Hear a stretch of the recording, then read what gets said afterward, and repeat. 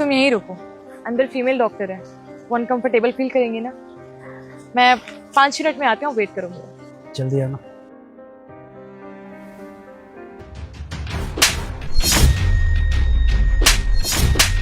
तुमने शादी कर ली वो भी किसी और से? धोखेबाज हो तुम, यू लायर। या तुम यहाँ? हाँ मैं यहाँ।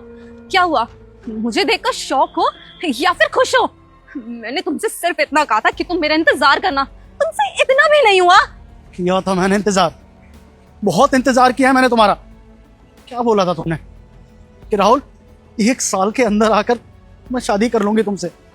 1 साल? 1 साल 7 महीने हो गए आज। कहाँ थी तुम 7 महीने? क्या किया तुमने 7 महीने में? तुमने एक बार भी फोन करने की कोशिश की मुझे? कभी पूछा मुझसे कि कैसा हूं कैसा नहीं? मतलब शादी हो गई तो एकदम से पता नहीं कहां से आ गई और अपना अपना हक जता रही हो। तुम्हारा कोई हक नहीं है मेरे पे। हक नहीं है? ऐसे कैसे हक नहीं है मेरा? इसी हक के चक्कर में हुआ है सब। भूल गए तुम, जब हम शादी करना चाहते थे तो क्या कहा था तुम्हारे घर वालों ने कि इस लड़की से हम तुम्हारी शादी नहीं करवा सकते क्योंकि ये गरीब है, इसका हमारा स्टैंडर्ड मैच नहीं होता। इन्हीं सब चीजों के चक्कर में, इन्हीं सब चीजों की वजह से मैंने लोन उठाया, बाहर गई पढ़ने के लिए, अपना देश छोड़ा, परिवार छोड़ा, सिर्फ तुम्हारे लिए। और तुमने बदले में क्या किया?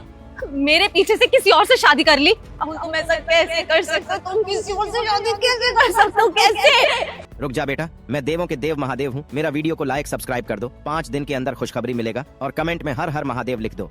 यह सिचुएशन ही ऐसी हो गई थी। दरअसल मम्मी को ब्रेन ट्यूमर था और उनके पास वक्त बहुत कम बचा था।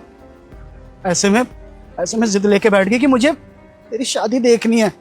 मैं चाह के भी कुछ नहीं कर सका यार, इसलिए मैंने इससे शादी की। और सच बताऊं, आज जितना तुम्हें दुख हो रहा है ना, ऐसे ही मुझे दुख हुआ था इससे शादी करके। लेकिन सच बताऊं तो धीरे धीरे वो दुख खत्म होता गया। बहुत ख्याल रखती है मेरा, आधी रात को भी जगी रहती है। जब तक मैं ना हूं ना घर पे, खाना तक नहीं खाती। मेरी माँ के बाद अगर किसी औरत ने मुझे इतना संभाला है ना, तो वो ये है। और मैं तुम्हारे लिए उस औरत को धोखा तो नहीं दे सकता।